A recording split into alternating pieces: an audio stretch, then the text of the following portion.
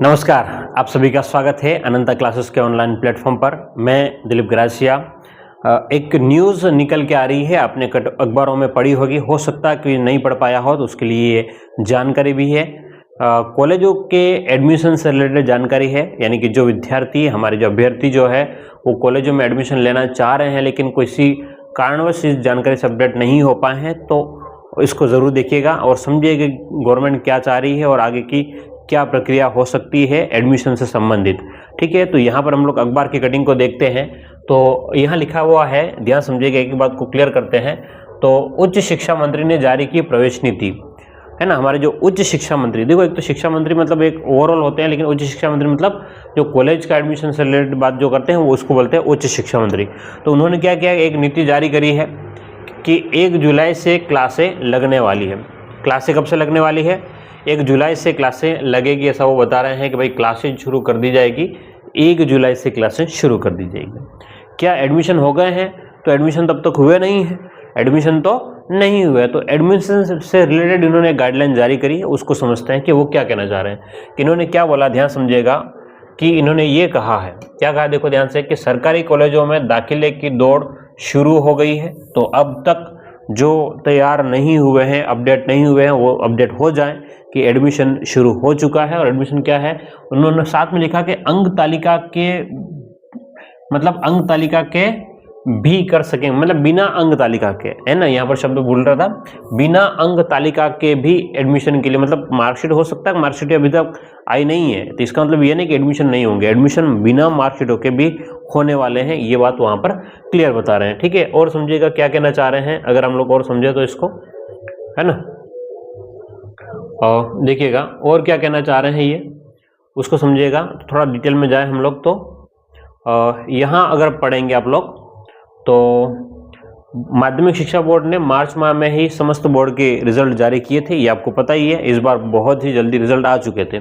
साथ ही साथ इन्होंने क्या लिखा, ध्यान समझिएगा, कि सरकारी कॉलेजों में दाखिले का बिगुल बज चुका है और समस्त राजकीय महाविद्यालयों में स्नातक पाठ्यक्रम कौन कौन से BA, BSc, BCom, BCA, BBA courses प्रवेश के लिए आयुक्तालय कॉलेज शिक्षा राजस्थान ने ऑनलाइन प्रवेश प्रक्रिया शुरू कर दी है, यानी कि ऑनलाइन एडमिशन शुरू हो चुके हैं, है ना। सारी जानकारी यहाँ पर क्लियर है। अब प्रदेश के उप मुख्यमंत्री डॉक्टर प्रेमचंद बेरवा ने, है ना, ये आप जीके के लिए प्रश्न है कि उप मुख्यमंत्री कौन है, तो डॉक्टर प्रेमचंद बेरवा ने 2026-27 के लिए, किसके लिए, 2026 और 27 के लिए, ये बोल रहे हैं कि 2026 और 27 के लिए नीति जारी कर दी है। और ऑनलाइन आवेदन की अंतिम तिथि 15 मई है। ठीक है, एक एक बात मैं इसलिए बता रहा हूँ ताकि आपको चीज़ें क्लियर रहे कि भाई अंतिम तिथि कौन सी है, तो 15 मई जो है वो आपके अंतिम तारीख है, ये याद रखिएगा, 15 मई। ठीक है, एप्लीकेशन की अंतिम तारीख जो है वो 15, लास्ट डेट। अब इसके भरोसे मत बैठना कि तारीख सर बढ़ेगी नहीं बढ़ेगी, हो सकता नहीं बढ़े, हो सकता है कि नहीं बढ़े, लेकिन उन्होंने कहा कि भाई डेट जो है वो क्या है, अंतिम लास्ट डेट 15 मई है। ठीक है, अब ऑनलाइन शुरू हो चुके हैं। अब आगे और क्या कहना चाह रहे हैं उसको समझते हैं। देखो ध्यान से, इन्होंने क्या बोला है कि भाई क्यों ऐसा हो रहा है, उसके पीछे कारण क्या देखिए ध्यान से, कि बांसवाड़ा जिले की बात करें तो अभी तक गवर्नमेंट कॉलेज है कितनी, बांसवाड़ा जिले की बात करें तो अभी तक गवर्नमेंट कॉलेज कितनी है, अगर आप नोटिस करेंगे तो आपको पता चल जाएगा कि बांसवाड़ा में 10 कॉलेज हैं, गवर्नमेंट कॉलेज है बांसवाड़ा में 10 कॉलेज हैं। बोलो कितनी कॉलेज हैं? 10 सरकारी कॉलेज है। और इसमें सीटें कितनी है? 3940 सीटें हैं, सबको मिला करके, सब सब्जेक्ट को मिला करके बांसवाड़ा में, है ना। कॉलेज जो है वो तो 10 है, सरकारी कॉलेज कितनी बांसवाड़ा में? 10 है। और सीटें कितनी है? लगभग ये मान के चलो 4000 के आसपास में है, 60 कम है 4000 से, लेकिन राउंड फिगर में हम लोग 4000 मान सकते हैं। तो अब देखने ध्यान से, सबसे खास बात है कि 280 विद्यार्थी है साइंस बायो में लेने वाले हैं। ठीक है, सबसे ज़्यादा सीटें जो है, ध्यान देखिएगा कि वो तो आर्ट्स में होती है, लेकिन साइंस की बात कर रहे हैं हम लोग। किसकी बात कर रहे हैं? कि साइंस की बात कर रहे हैं। तो साइंस में अगर आप नोटिस करेंगे तो 280 विद्यार्थी बायो में एडमिशन होने हैं। किस में होने हैं? 280। ठीक है, बायो में। और 210 जो है वो मैथ्स में होने हैं। ठीक है, मतलब लगभग ये मान के चलो कि 400 और 500 सीटें जो है वो मैथ के लिए रिजर्व है, साइंस और मैथ के लिए। और इसके साथ में ही इन्होंने ये बताया कि भाई 240 विद्यार्थी है वो कॉमर्स में, 240 विद्यार्थी जो है वो कॉमर्स में एडमिशन ले पाएंगे। ये गवर्नमेंट, अगर आप चाहते हो कि आपकी ग्रेजुएशन जो है, आपकी कॉलेज है वो सरकारी कॉलेज से पूरी हो जाए, तो साइंस वाले बच्चे अलर्ट हो जाना। साइंस में बायो वाले लगभग 280 सीटें हैं, 300 भी पूरी नहीं है, 280 सीटों पर ही, यानी कि गवर्नमेंट कॉलेज से पढ़ने वाले 280 बच्चे होंगे और उसी वही में मैथ पढ़ने वाले हैं 210 बच्चे और कॉमर्स पढ़ने वाले 240 हैं। ठीक है, अब आगे क्या कहना चाह रहे हैं, अब इस बात को अगर हम समझे हम लोग तो ये बता रहे हैं, देखिएगा ध्यान से। हाँ, और अगर हम लोग थोड़ा सा और आगे क्लियर समझे तो आवेदन कैसे करना है, तो इन्होंने क्लियरली बताया कि यूँ कर सकते। गुरु गोविंद कॉलेज के ऑनलाइन प्रवेश स्नातक नोडल अधिकारी प्रोफेसर मनोज पंड्या ने बताया कि विद्यार्थी को स्वयं एसएसओ आईडी से, कहाँ से, खुद विद्यार्थी जो है वो एसएसओ आईडी पर जा करके मतलब अपनी DEP ऐप पर जाना होगा और प्रोसेस को पूरा करना होगा। ठीक है, कक्षा 12 के उत्तीर्ण विद्यार्थियों का डेटा, रोल नंबर, फॉर्म के सब कुछ भरना है। ये सब सारी जानकारी इन्होंने दे रखी, क्या क्या करना है। कुल मिलाकर के हमें जो काम की बात ये थी कि सीटें कितनी हैं, सीटें बहुत कम सीटें हैं अगर बच्चों के हिसाब से।